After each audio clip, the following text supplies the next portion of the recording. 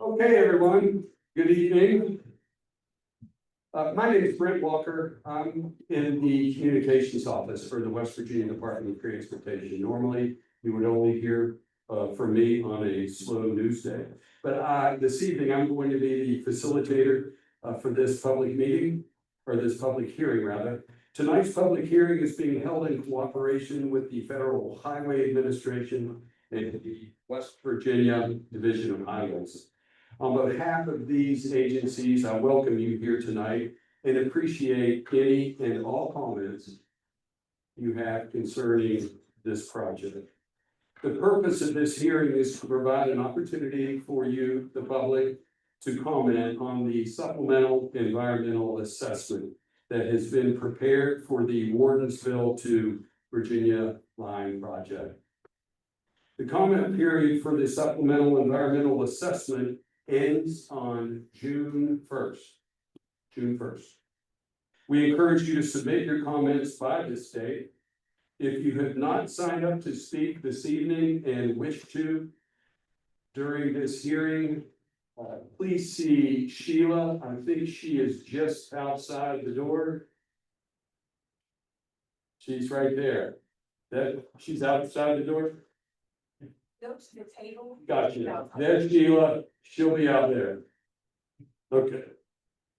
And we'll add you to the list. This evening's proceedings are being recorded by a court reporter, and the transcript will become a part of the official record. For those of you who prefer to submit written comments, the forms for this purpose are available. Comments can be submitted here tonight through the mail or on the WVDOH's website. Any written comments or supporting materials submitted during the comment period will also become part of the project record. With me this evening is Sarah Runyon with the West Virginia Division of Highways, and she will give a brief overview of the project.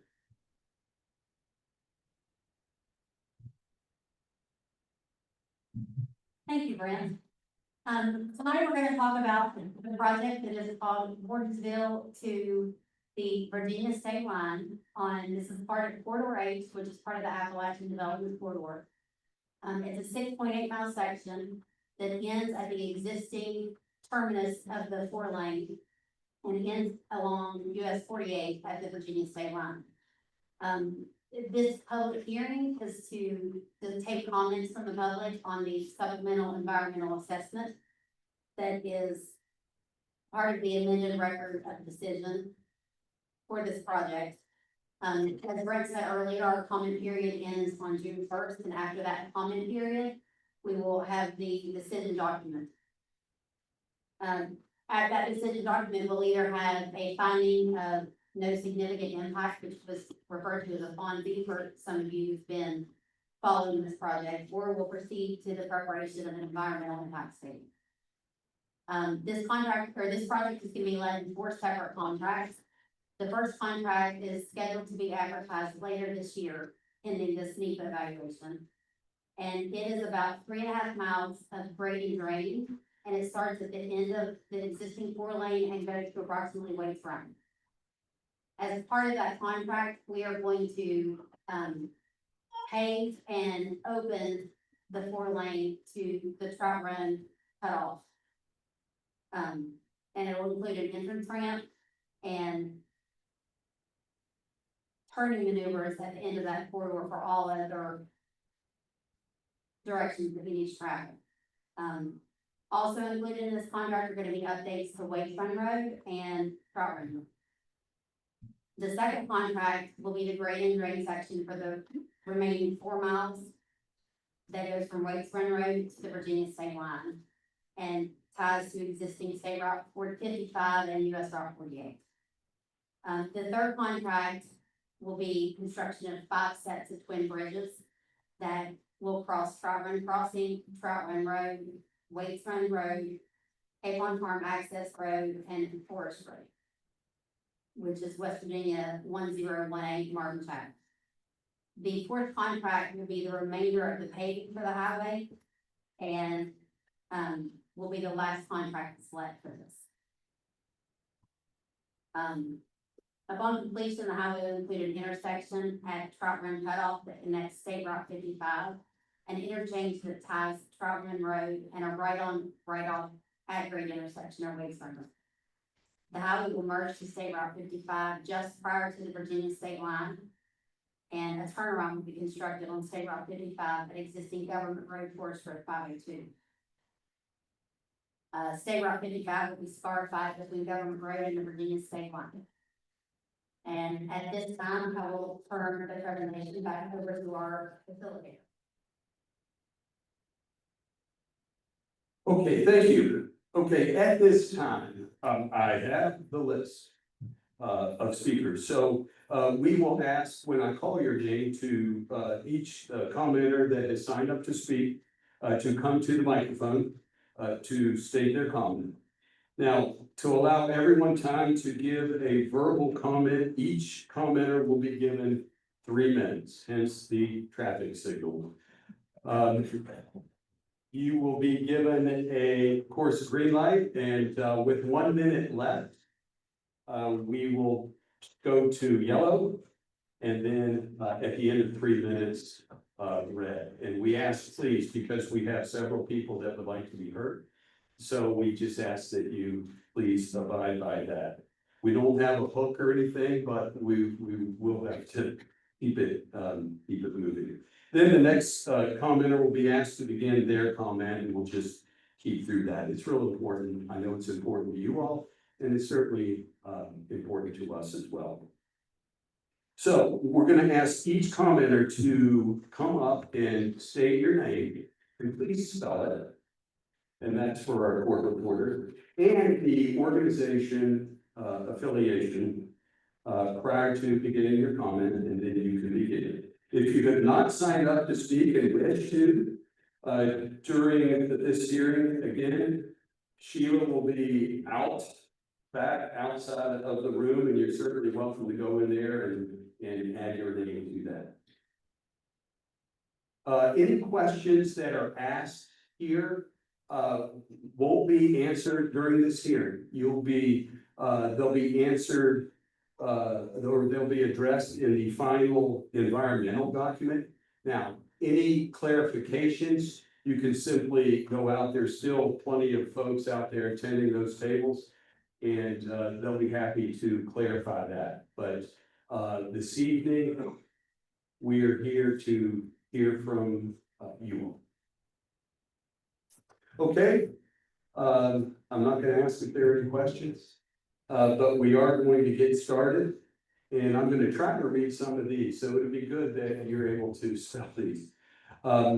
Michael Glenn Brill, AKA Mike, and he's a concerned citizen and an area resident. Thank you.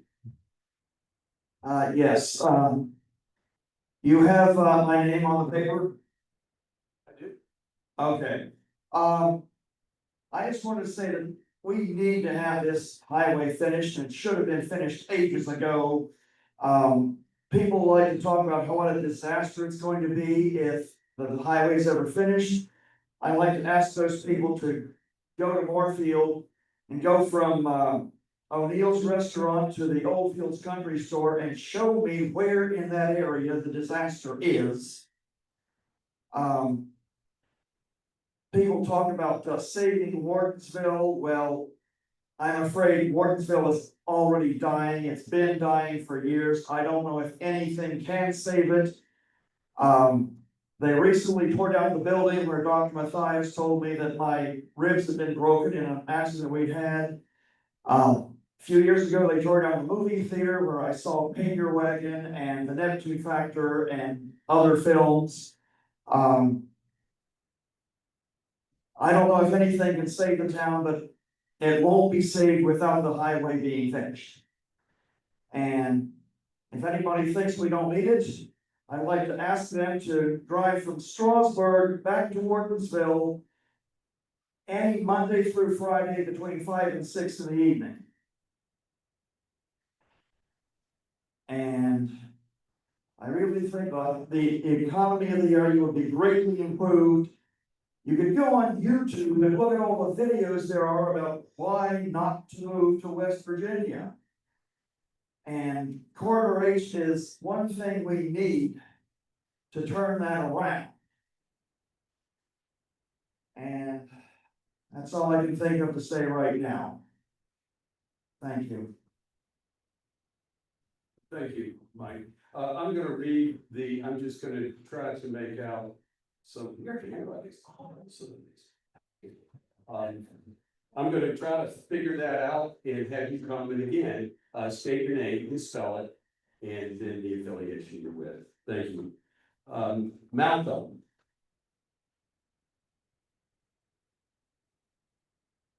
Yes, you got that right. Thanks, sir. I Uh, could read that part. yeah, last name is Cameron, Cameron. I'm a retired VDOT employee. I worked there for 23 years, from 86 to 09. And I was an environmental specialist and retired as an environmental engineer. One of the projects we had during that time was, to improve Route 42 Harrisonburg, about 10 miles north of Broadway. The engineers and traffic people and everybody looked at the plan and said, all we need is an improved 2-lane road with passing lanes, turn lanes and that sort of thing where it was really needed. But the local folks that showed up at the meeting said, no, we want our 4-lane divided highway. We need that. I guess to feel more safe, commuting back and forth with different weather. So they got their 4-lane divided highway. It's more, even now, it's not that busy, but they got VDOT listened to them, that's what they got. So my point is, listen to your people locally and in the general area and listen carefully to what they say, because this is a big change. And it's going to be very difficult to transition, slow people down, be able to come up the mountain to tie in 55 up there. As dangerous as it is, it's going to be even more dangerous when people are going faster. So another thing, also when I worked at VDOT, I did the environmental assessment for the 4-lane Route 522. The last couple of projects north of Winchester going to the West Virginia line. And I had to coordinate closely with the West Virginia Department of Highways and other agencies. This is kind of unusual for us, but I ask you to keep up close coordination with VDOT and the Virginia agencies, Forest Service, and all those that have special interests, because that can change. I can tell you one thing, being the meetings on the Virginia side, Corridor H, those folks in Shenandoah County don't want it. They probably never will. Thank you. Thank you, Mr. Cameron. Benjamin King. So Benjamin King, KING. So I'm also here from Virginia. I live in Shenandoah County. And my concern is the design of this highway is from the 60s. And in the 60s, there was a terminus that made sense, which was 66. It had just been established, hadn't quite been done. And the problem is that terminus is no longer a viable way to terminate this road. There's now a national park for Cedar Battlefield as well as Belmar Plantation, right at the intersection of 66. And I thought that maybe it would be diverted down to exit 296. And that would require Virginia to agree to create an intersection that's already one of the most deadly intersections in Virginia and expand it somehow down to that area and have trucks get off for 0.8 miles and get on this road. So my concern is you're building a road that is going to cause Virginia to be even more opposed to it than maybe they already are, because the terminus of your road is at the top of a mountain that would cause a dangerous situation on 55. And then you're going to expect Virginia to complete the highway in a place that no longer has land. There are also 2 quarries on either side of this national battlefield park. There's no place to connect it. So what I would like you to consider doing, I know that you've already done your studies and already spent millions of dollars to design this highway where it was designed in 1965. However, there is now a 4-lane road on 522, as mentioned by the previous speaker. There's a 4-lane divided highway at Route 50, and more importantly, there's a 4-lane divided highway at 37. 37 would allow trucks to go north to 81, south to 81, and connect to 522, which has already been approved in plan and designed to connect 37 and 522, which would then allow the trucks to go to the Virginia Inland Port. So you are building the road in the wrong spot due to a 55-year-old design that no longer is viable. I would ask that you would talk to Virginia and ask them, where would you want this road to end? Because if you want to connect this highway and create commerce, the place to do it is 37 or 55, I'm sorry, Route 50 to 37. You're gonna have 2 avenues, one north 81 to go to New York. You're gonna have one south to go to Richmond and beyond, down to the south. And you're also gonna have a connection on 37 to 522 to the Virginia Inland Port, where there's also railroads, and that's where your trucks are going. They're not going where you want them, where you think they're gonna go on a 55-year-old design. So please talk to Virginia. You might have to move where it's, part of where it's going, part of it obviously to get there. I think the correct avenue is down the 259 corridor after Wardensville. It's flat, there's no mountains until you get to Virginia, and the mountains are small. Thank you for hearing me. Very good. Thank you, Mr. Lee. Next is Lou Strassnyder.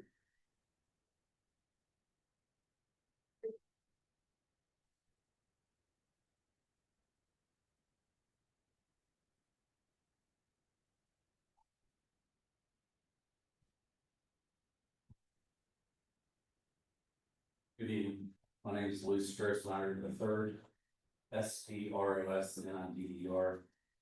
And the road is actually going through our family farm. My dad, he's 90, he was born on this farm. And it's pretty sentimental to us. But I know there's pretty much nothing that we can do about that. I was hearing you read the stages that you're going through, but you never gave us a timeline. So I would be interested in your timeline. Also, you would not touch our farm if you just moved 300 feet east and stayed on the national forest. You wouldn't touch our farm. And I just don't understand how in 2025 with all the engineering and the capability of building roads nowadays, that if you just move 300 feet, you would not touch the family farm. But I'm sure that's not possible.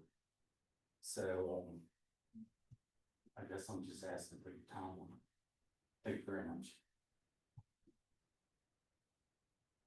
Thank you, sir. Next is Lynn Cameron.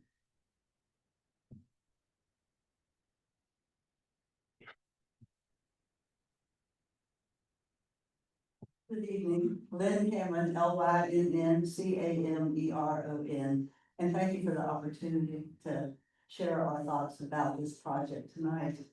I am on the board of the Virginia Wilderness Committee, and I'm very interested in the George Washington National Forest and the impact that this corridor H will have, not only on the national forest, but also on the trails that cross the ridge top.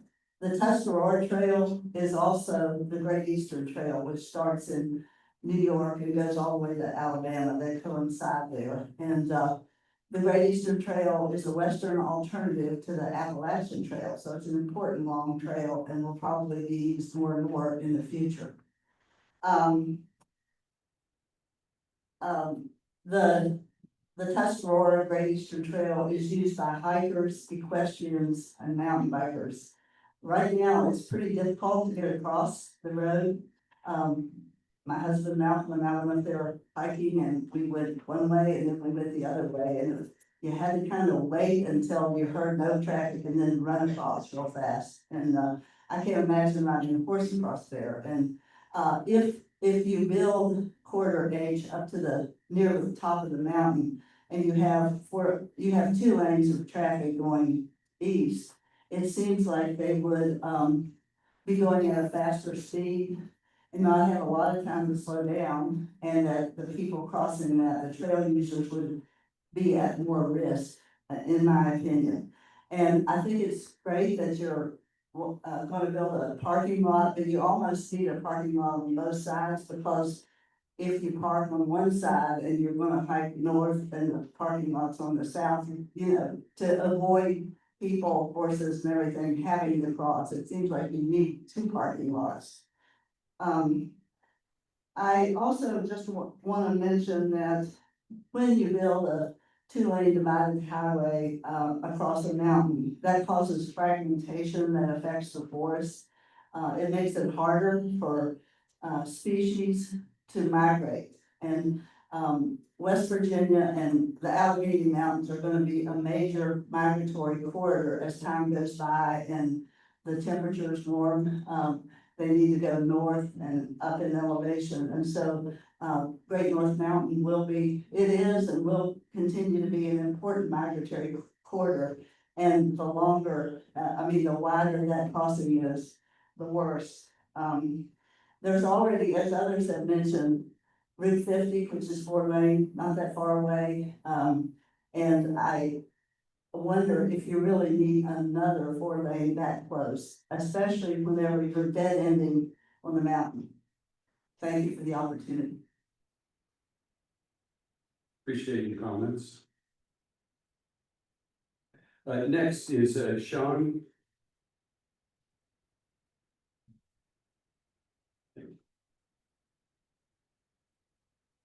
My name is Sean Braver, G-R-A-V as in Bravo, E-R. Ladies and gentlemen, thank you for the opportunity to address you this evening. I want to thank you for taking the time to address the environmental concerns, and they appear, many of them who have been addressed, that have been brought before you over the last 15 years. I encourage you to finish this highway. The public safety needs that I see on a daily basis are horrendous. To see the mom with 4 children pull off the edge of the road as far as she can get because someone's passing a tractor trailer on a yellow line is not safe. If you look at the Virginia side, it is a much safer route off of the mountain.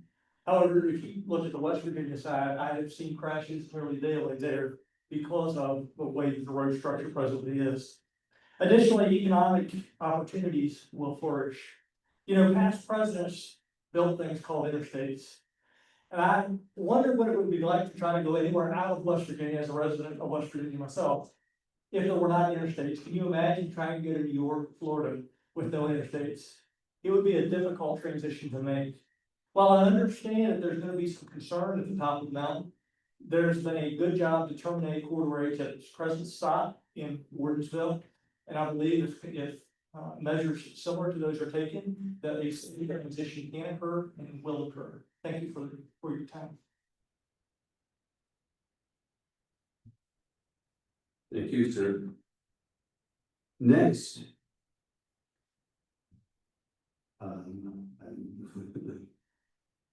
Pomeranz. Mr. Pomeranz, thank you. Apologize for the scroll. That's okay. It's been a lifetime habit. Thanks for the opportunity to be here. I'm from Seneca Rocks. I've been driving this road for over 50 years. And know it well. I'm gonna make a few suggestions. Before the state of West Virginia ends up with a road to nowhere, which is kind of where it's headed now. Gonna stop on the mountain, that's it. For what?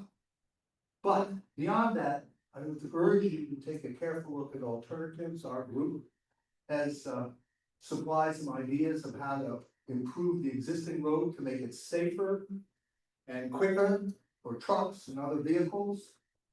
Number one, so we think that an improved alternative ought to be looked at. And in that context, I think the most important regulatory decision you have is whether you go for an EA, environmental assessment, or a supplemental environmental impact statement, which seems to be the choice. And if you do the latter, it gives you much more ability to look at alternatives, gives you the time to do a close examination. I'd also like to say, I disagree, I shouldn't say I disagree, I have an alternative opinion about the fate of Wardensville. If you build a 4-lane on the edge of Wardensville, if you looked at the route, it is a 4-lane right on the edge of town. Right on the edge of town, and the traffic will come over the mountain, and I, for one, I stop in Wardensville all the time, I'm a good customer. Will I continue? I doubt it, because it'll be a bit quicker. So you have to worry about the economic impact of this proposal on Wardensville itself. And so I think there's time now. I mean, the other thing you might think about is the expense. I've seen some astronomical numbers about this segment and the segment from Parsons to Davis. And the question is, should we really be doing this when there are cheaper, more efficient alternatives available? And that brings you back to the supplemental environmental impact statement. Finally, just, this road's gonna go right up through the national forest for what? To build, to stop on the top of the mountain. Think about it. And so I really appreciate your time and the ability to say a few words. Thank you. One more. Sir, can you spell your first name for the, if I remember? Great, RAFE. Thank you, sir. Next, I see, Fred Davis.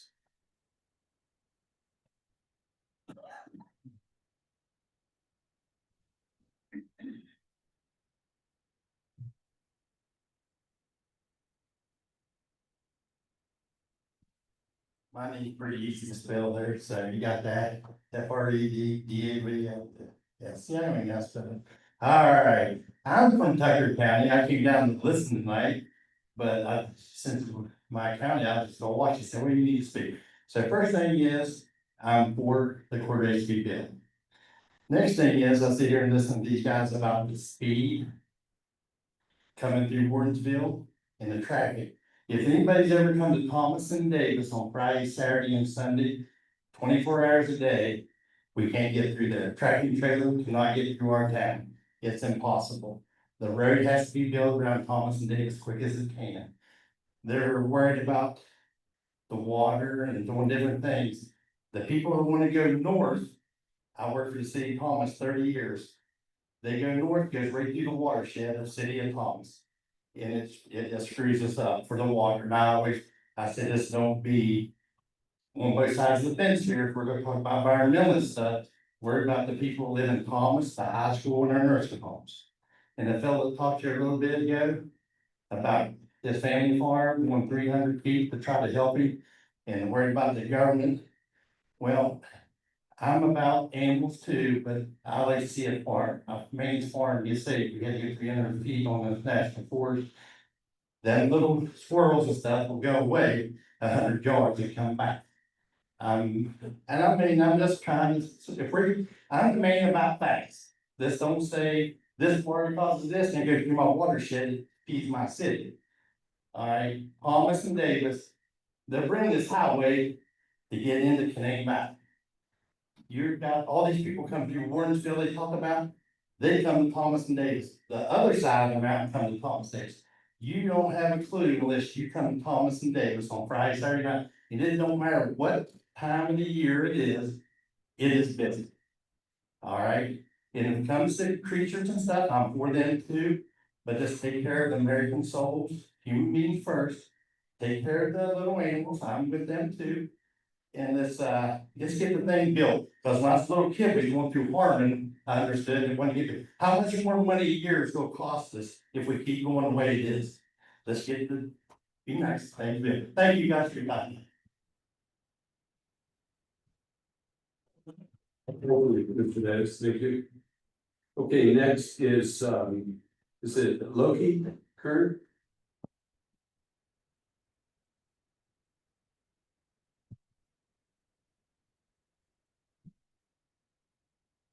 Neat handwriting, but a weird name. Spelled Lokikern. I've been running a virtual Zoom call. We have about 30 people in there, so I'm just here to echo comments that they have typed up in a Google Doc. Gilda Gilbert says she's from Hardy County, West Virginia. Is there consideration for completion of the Wardensville, West Virginia water system renovation before interrupting the watershed above on the mountain? Kate from Wardensville, West Virginia says, the water for our creek and pond originate on North Mountain, where the road will be built. What studies have been done to ensure that this water supply will not be negatively impacted, and what will happen if it becomes negatively impacted? Kristen Deegan from Lost River, West Virginia says, I feel like the current infrastructure is sufficient for the amount of traffic that we see on Route 55 from Virginia to West Virginia, especially if any future construction focuses on making Route 55 easier. I'm concerned about losing national forest land or farmland to create a superhighway where there isn't the traffic to justify the expansion. Quarter H is beautiful, but I'm often the only car on that road when I drive on it, so it feels over-engineered for me. I don't think there's justification for a highway that will reduce forest land or take away private land, possibly pollute local water sources and divert traffic away from Wardensville's main street. John and Libby from address unknown say, as a frequent traveler on Route 55 from Star Tannery, Virginia to Wardensville, we're concerned about highway safety issues. We see too often vehicles passing on double lines, vehicles speed too fast or slow, accidents, and the road surface is too narrow, too many curves, too steep. The increase in traffic we have seen in the past 2 decades is tremendous. We would hope Virginia would see the need to continue the highway to I-81/66 after this West Virginia section is completed to the state line. Chris from Wardensville says, instead of a 4-lane highway, make improvements to Route 55 and add flashing crosswalk signs at the top of Route 55 at the trailhead. And make improvements to Route 55 instead of adding a superhighway with little traffic.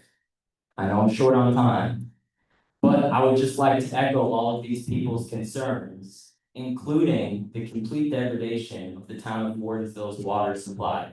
I do not feel there's been proper mitigation for that, and am concerned for the health of the citizens there. Thank you. Appreciate your comments. Okay, next is Alan Thompson.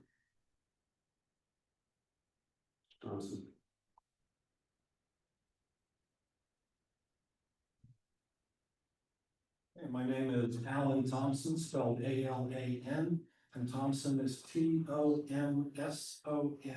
H-O-N-O-P. I'm also from Tucker County. I'm the mayor of Davis. We have the 4-lane currently ends right outside of the town of Davis. And I just wanted to share with the people here some of the things that we have seen as a result of Corridor H being built. The previous way to travel on Route 93 was a 2-lane road that was curvy and went through the woods and up and down the mountains, and it was very dangerous. Corridor H has made travel on the road to get from one destination to another much safer than it ever was before. The other thing is that we find it's bringing people into the area. So the traffic and the volume of visitors that we get has increased as a result of Corridor H. I think the more the road gets built, the more traffic you will see on that road. That's what we've experienced. When it connects to I-79 and I-81 or wherever it connects in Virginia, you'll see an increase in traffic, both truck traffic and visitor traffic. But the other thing that we have found is that Corridor H is a 2-way road. It's bringing people into the area, but it's also allowing the residents to move away, not physically move away, but to travel away. So it's allowing them to get to hospitals, to get to shopping, to get to other destinations, and that's helped quite a bit. The other thing that we found with Corridor H is it's much safer for EMS, fire, and those types of emergency vehicles to be able to get to the places that they need to go. So we're very supportive of it from that regard. On a personal note, I go to Northern Virginia once or twice a month. I travel the section of road that you're looking at right now.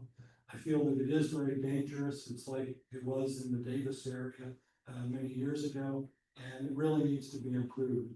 We've worked in the Davis area with DOH, and where we have trails, they talked about building the road under the trails, adding trees, shrubbery, making them wide so that pedestrians and bicycles can traverse across the road safely. So there's ways to do these things. You just need to have dialogue with DOH and find a solution that's amenable to everybody concerned. So the road's been helpful for us. We'll see what it does for your area. Only time will tell, but good luck. Thank you.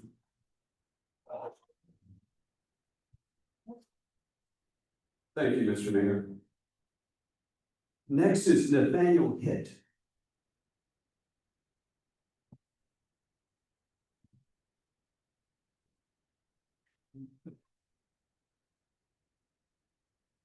Good evening, good to be with you. It's Nathaniel Hitt, Hitt.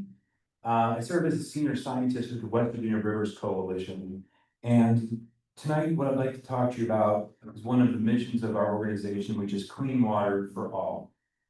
I've had the privilege over the last 20 years of serving as a research biologist with the U.S. Geological Survey before my time with Western Rivers Coalition, which gave me an opportunity to study groundwater, surface water interactions, fisheries, hydrology.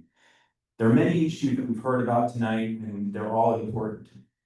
But I want to highlight one in particular. And I'd like to say that I'm here gathering information, and we're going to provide more fulsome comments for the June 1st timeline that you presented. The critical concern we have today really has to do with water security in Wardensville, as this road would traverse the source water protection area. I understand from supplemental EA that there have been changes. There have been changes since the original EIS was done years ago. And those involve some important modifications, namely reducing risk by changing the elevation of proposed road bed. That's important. It's particularly important because, as we know, Wardensville's water supply is groundwater that's under the direct influence of surface water. That's vital because what that means is the Wardensville water supply is more at risk than other water supplies that would be deeper and less influenced by surface water. Surface disturbances have a greater impact in exactly this kind of aquifer. Okay. I understand that a supplemental well is being explored. We're interested to see the data from that. I understand that there have been corings. We're interested to see the fractured rock composition of those corings. That'll be important because the fractured rock that we see under that system creates complexities. And I can tell you from our experience working in carbonated systems in the Eastern Panhandle and other places in West Virginia, those kind of fractured rock systems can be very tricky. It can create surprises for water security and water supply. Don't think of it as a bucket of sand where uniform water movement is expected. No, think about it more like a vascular system, like the system of blood, arteries and veins. If you hit the wrong place on that arm, or if blasting is performed in a place, you could have unexpected consequences for water security in Wardensville, and that's an important thing. The EA indicates that the impact of the project, that the risk of impact has been reduced, but I would offer this. The town of Wardensville and the citizens don't need a risk reduction, they need confidence in the safety of this project. So that's the burden of proof that we're going to go forward. Thank you for your time. Thank you. We have two more speakers. If there's anyone else that would like to make comments, feel free. But next, I would like to bring up Kirsten Johnson.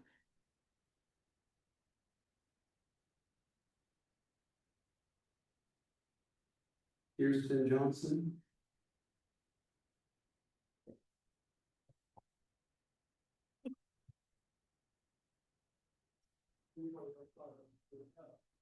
Hello, my name is Kirsten Johnson. It's KIRSTENJOHNSON.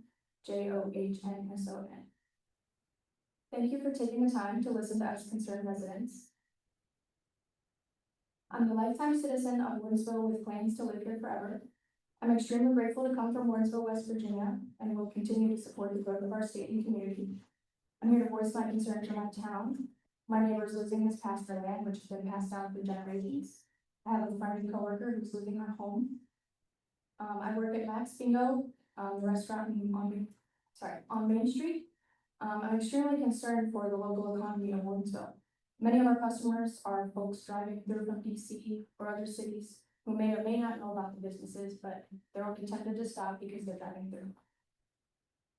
Most jobs I've ever had have been in Winchester, and I've driven Route 55 all hours of the day. It's not any different than any other two-lane road in West Virginia. Also, Virginia has not committed to finishing Route 48 to Interstate 87. Right now, you're simply extending the road to nowhere, which is bypassing somewhere my beautiful and thriving town of Wardensville. If you must mess with the land, I feel taxpayer money would be better spent widening Route 55 up to North Mountain Road to 3 lanes and straightening the road. Thank you.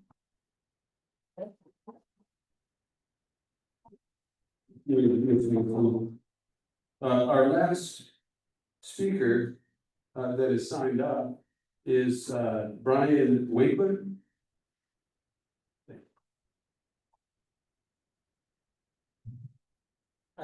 Brian, BRIAN, Winkler, as in Ponds. I grew up right outside DC, coming up, in Maryland, coming up to visit, my family cottage in King Lake. And also going to Trout Pond, every year, there was on I've been living here, in this area since, 2019, and then also, it's like, finishing off, quarter H all the way to 81 would inhibit, safety on 259, which did a lot of truck accidents happen on that road because people are trying to go, around and about and stuff. If you were able to have a clear road from quarter H all the way to, 81, that would cut down a lot of truck accidents along the 259 corridor from Gore all the way to, Wardensville. And then also, if you were to suggest to Virginia, it's like there's a lot of talk by, bringing it into, Strasburg or Middletown area. Less populated area, I would suggest to Virginia, is to bring it into Thomas Brook, where there's already a truck stop, a lot of truck stops in that area. And also, it's a national intersection right there, that's already there, to bring it into that little bit less populated area down there. And then also, it's a pretty much safety like issues, like I've spun out on the roller coaster part of the area down toward Sartanory. I have totaled a vehicle on that area, and also and plus there's a huge long area of like 4 or 5 miles along that hill area where there's no passing. It's like, has anybody ever been driving along there behind like a truck going like 20 miles an hour and now passing them when they could otherwise be been on a road to Virginia? And then also in the future, if like pictures, I would support a one where it goes up like perpendicular corridor H, brings you from Kaiser all the way to Lewisburg. Basically as a alternate from 79 to 81, to promote, city development in those areas, to make it shorter trip safer trips through there, so. Anything else I can bring up, it's just that, just be double mindful of all the environmental impact studies and everything, so, and then just try to see if we can do as less impact to people's properties and just to, and everything that way, so. It was nice to, have your thoughts and everything. Thank you, Mr. Winkler.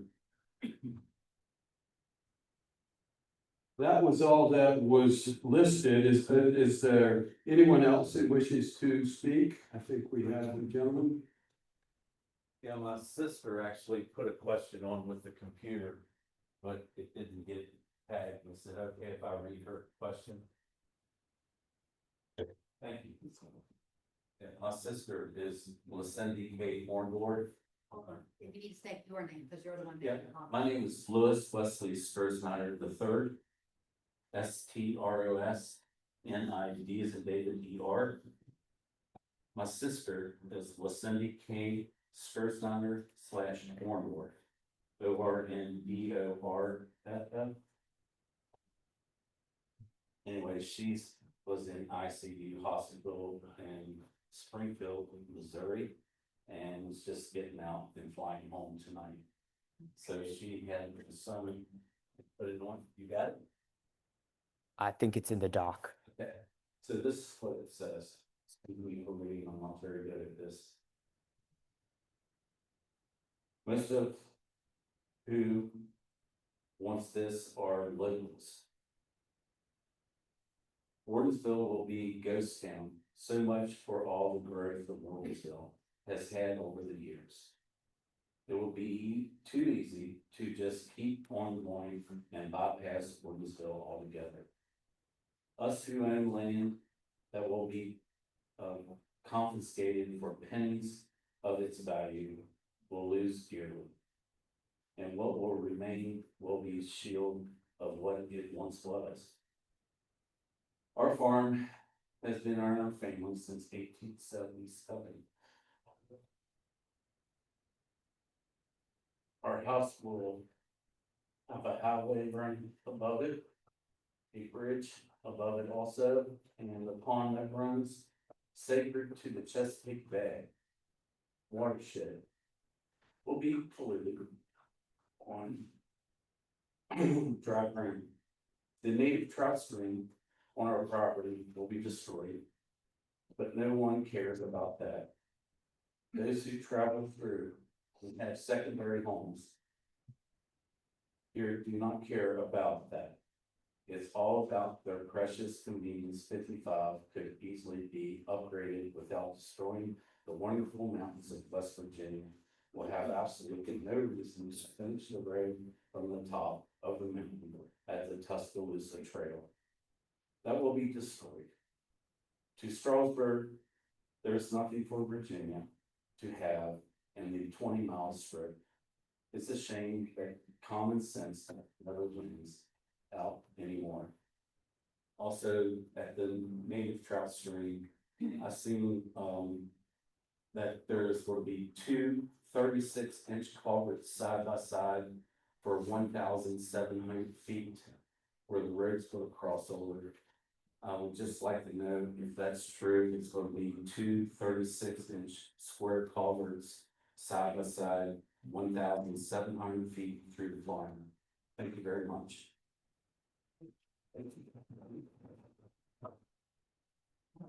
Thank you. Is there anyone else that is here in the auditorium that would like to comment, sir?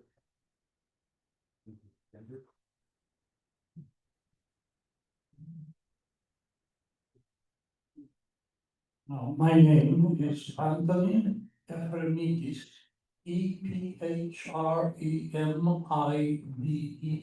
Anthony Anthony.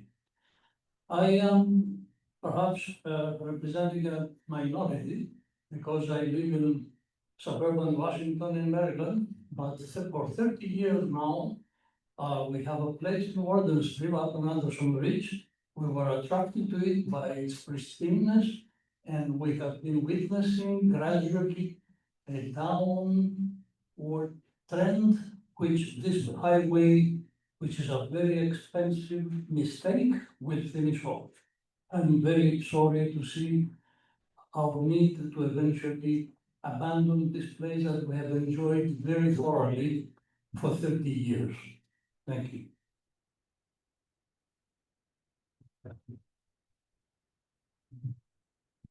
Thank you for your comment. Is there anyone else that would like to say something? I would.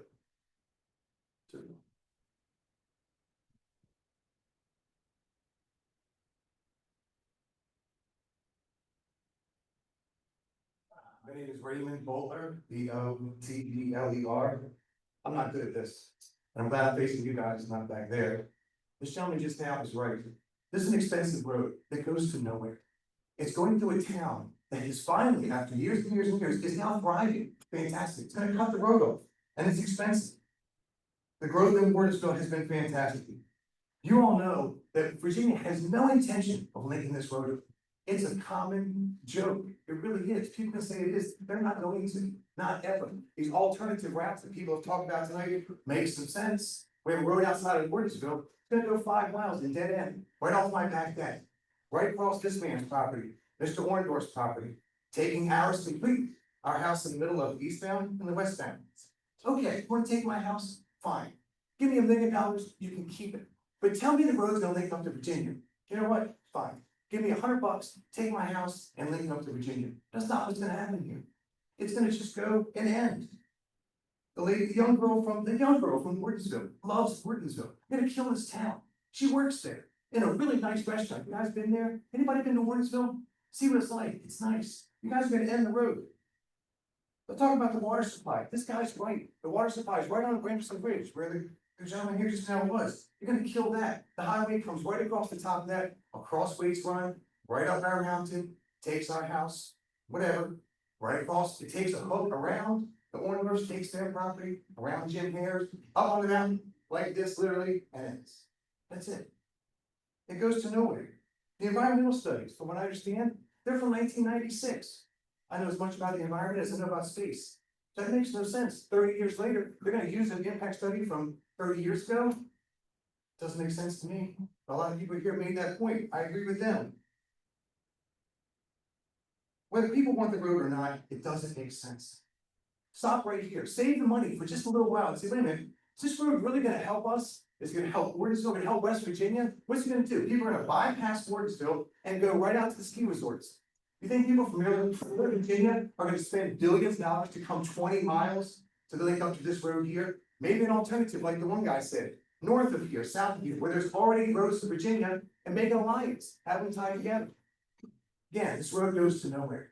Environmentally, it's coming across Waits Run, going across Trout Run, right through areas that haven't been inspected in 30 years. Stop for a second, take a breath, save the money for a second, and look at the impact of this road on Wardensville, on people, on the environment.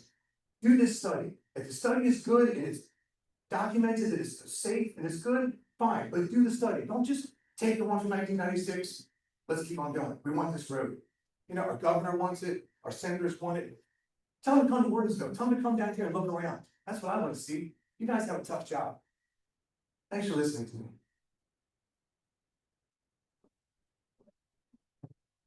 Thank you. Is there anyone else?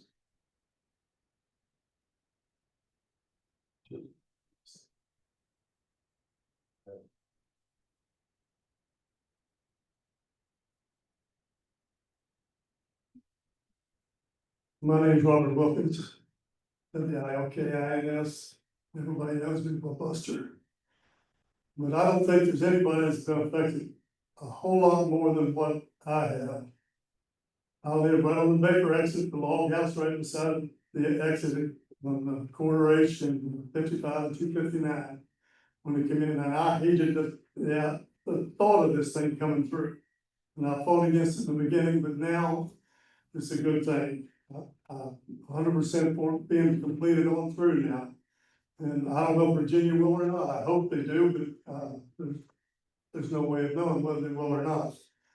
But as far as about 3 years after the highway was built, CNN come on and said the highway to nowhere. They had a big thing to do about the highway to nowhere. It was on the news today. I wish they'd sit on my front porch and watch the highway to nowhere. I don't know where these people are going, but they're sure a lot of them coming through. The only thing I got against the whole highway right now is the tractor and trailers. They need to go through because the Moorfield has got the chicken plant and and everything else that's going over there, American Woodmark, and they need the truck traffic to go through there. But they need to eliminate the jake breaks, especially on level ground. I don't have a problem with them on the mountains. But on level ground, they can through my house, they turn the jake brake on, and it's no great at all. And, that's the only thing I gotta say. Thank you. Thank you for your comments. Thank you for your comments. We have another thing. Okay, so. There's a few, we're warming up.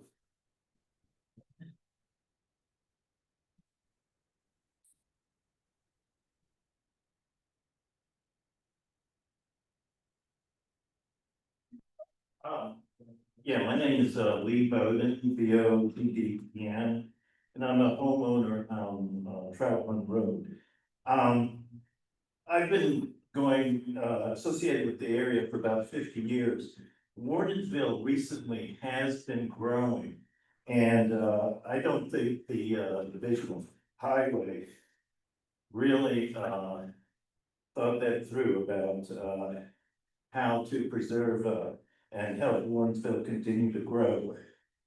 The current design, it isolates about 3 to 4 miles of home up along Highway 55.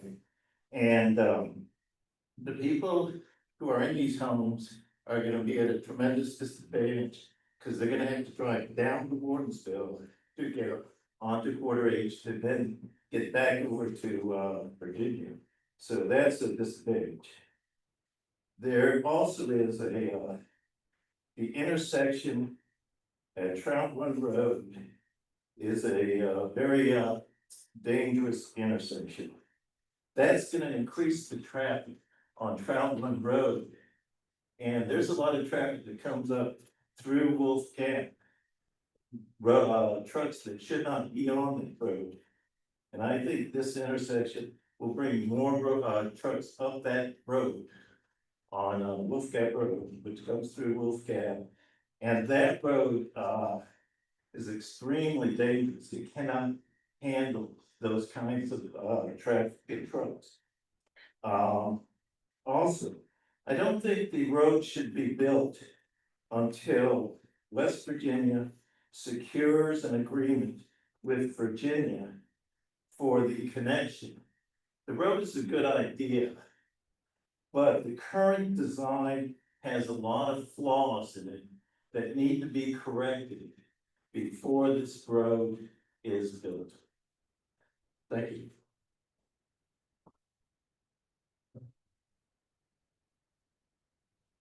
Thank you. Was there anyone else?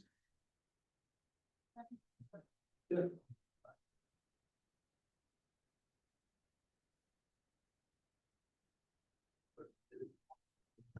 Yes, sir. My name is Glenn Cook. That's GLENCOOK.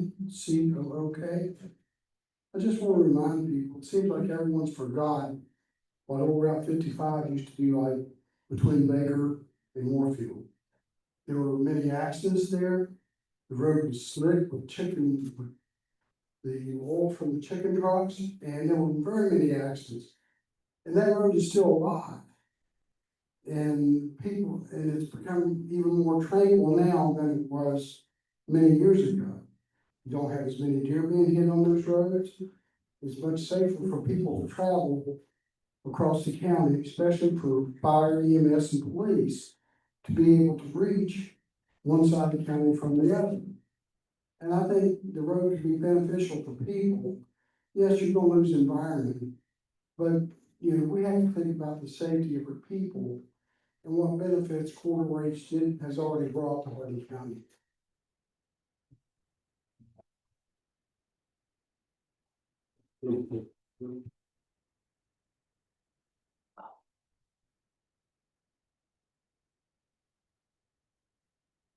Hi, Greg Wilkins, WILKINS, yes, another one, Dave Wilkins. My family, I'm the 9th generation in Hardin County. My uncle, my dad's brother. All my family's military. They've been here forever, they have sacrificed. The gas station right through here, I've used it the last 20 years. I bought from him, he had 20 years before that. They take pieces of that property, they take it part there, I just miles up the road here on Old Black Road. that there are FedEx and UPS trucks in and out of that, so anybody that's worried about the traffic can go to Walmart and buy their stuff instead of having it delivered and run us off road. If you're so worried about traffic, quit buying your stuff online and have it delivered. There's all trucks up down the day like those, so anybody that's against this, we have all sacrificed. We've all had the house right there that was originally the Winchester, Middlebury Winchester. And it's over 100 years old. And we have if a store, if a city needs to have a road bottleneck to make it busy to survive, then they're not a very good business. I have a lot of businesses. If anybody's ever been to Dan's restaurant on top of the mountain, that's way off the main road. That's some of the best food this day. I go weekend forever. It was some of the best food there was. It wasn't because it was a road through there, because it was up on top of the mountain, it was hell to get to. So if you need to bottleneck and stop all the traffic to make your store or your business a success, then you're not very good at business. That is not what a business is about. I've had businesses my whole life. I'm 59 years old, and I've never relied on somebody else, the government, everybody else making the business come to me. If you're in your business, do the business, but the road is dangerous, and they have taken parts of my property, parts of all my family's property. We are all military, we have all served, and if one of us went in the military and said, well, I don't want to go because it'll bother me, or if they only worried about themselves, why would they be there? This is for everybody. This is just to create something for everybody to grow and flourish. And if that's not, you're not allowed to grow and flourish, then you're being greedy. You're not letting the rest of everybody else give them what you got and what you can. Thank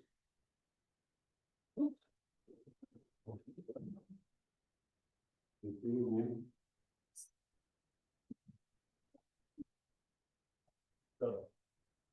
My name is Christine Scott.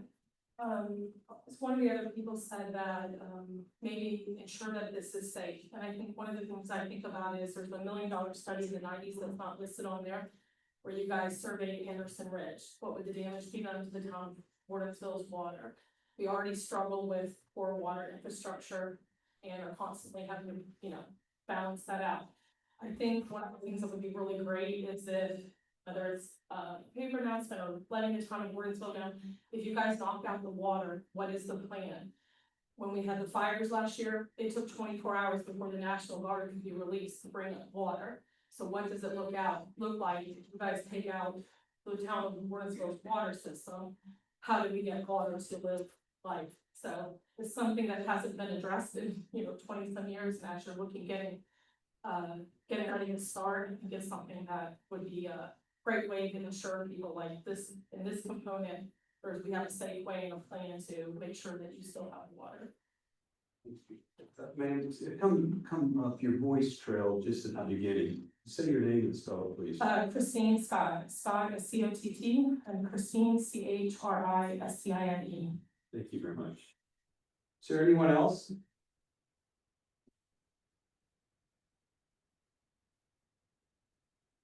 We'll just wait about 30 more seconds if that's okay. If someone feels led to come up and make comments, we certainly want to make that available. Folks will still be out. Okay.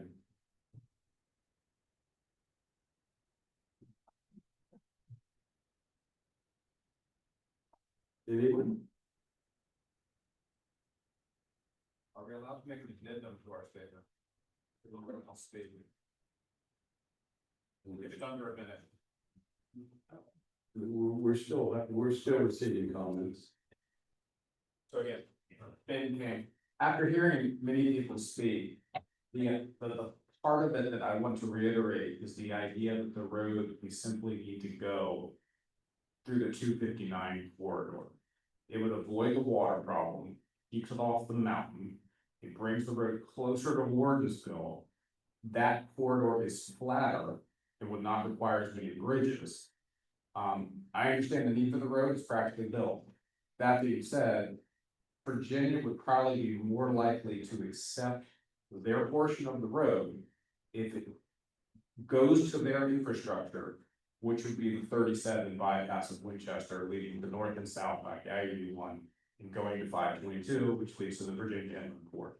it addresses many of, I didn't even think about these other issues, so I don't want to be Wardensville, but it appears to address many of those issues, as it would move the road away from that mountain completely.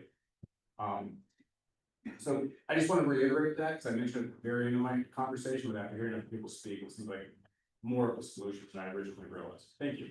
Thank you. Anyone else that has not had a chance to speak? Okay, as I was reminded, we will be here until 8 o'clock, out there if you, and if you need anything, in terms of clarification, but any of those questions could be answered out there. So, listen, I want to thank everybody for their comments. You know, if there's one common theme here, is that you guys care about your communities in this area. And, that hasn't got lost, and nor should it. The comment period again for this project ends on June the 1st. The Federal Highway Administration and the West Virginia Division of Highways appreciates everyone's attendance here tonight, and we will continue to be out there until 8 o'clock. If you want to discuss anything or have any questions. Okay, thank you all very much. We appreciate you.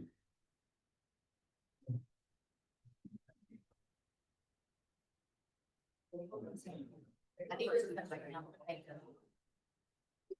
Spell my name for you. What is the? Yeah, he's the one who made this record. Because he's in a normal title, that's it. But I think they are. have they? Come on.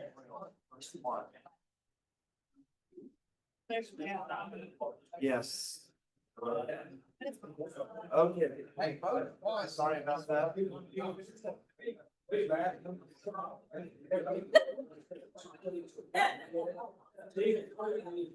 Here's the turkey.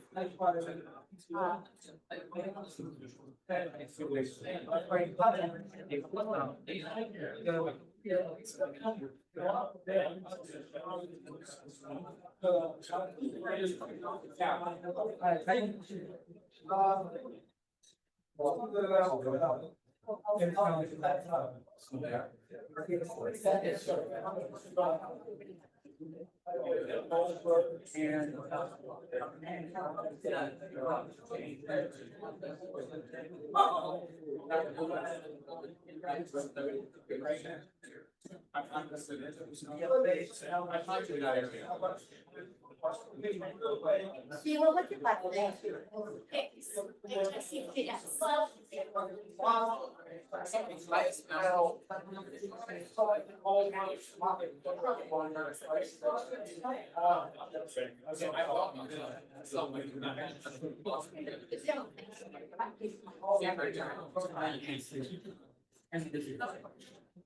Sometimes, contrast, already out or something.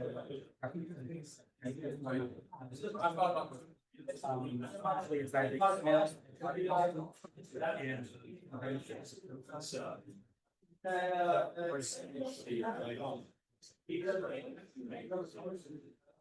condensed,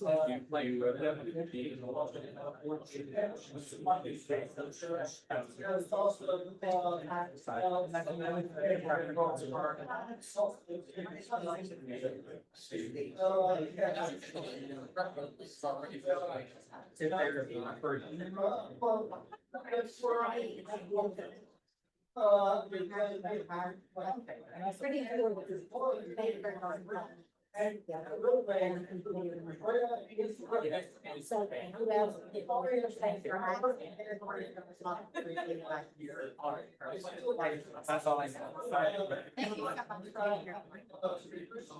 At least that. That's what.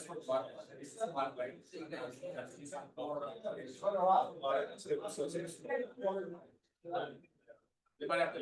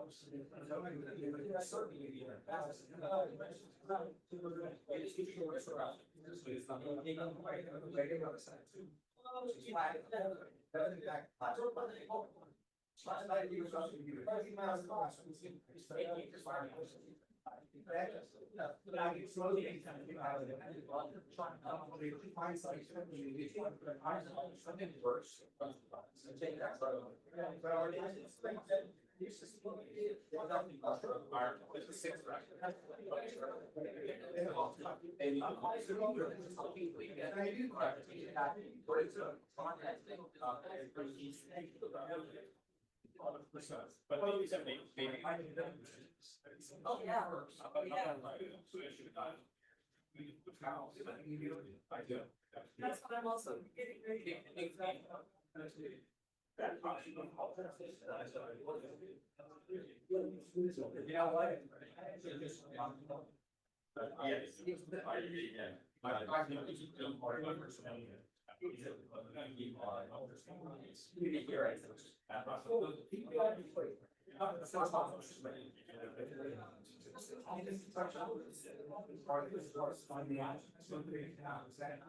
I think it is. I wish so much.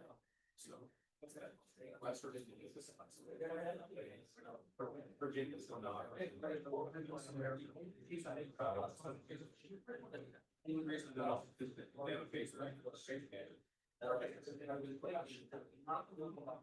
Our government doesn't. They only care what I think about it. That's why I just asked them. That was not by. Yeah, it's also well said. You do not be studying, it's not part of the. Hey y'all, thanks for those who have stayed. And I don't judge the people who have left. This recording will be up on the savewardensville.org website. So feel free to check it out and tell people that there's a grassroots efforts of people trying to get a studied alternative. Thanks for everyone for coming and have a good day. It was really nice. And I think we got a good diverse group of opinions and people to come out, which is ultimately what you want at these public hearings. Have a good one. I'm ending the Zoom call now. I appreciate y'all so much.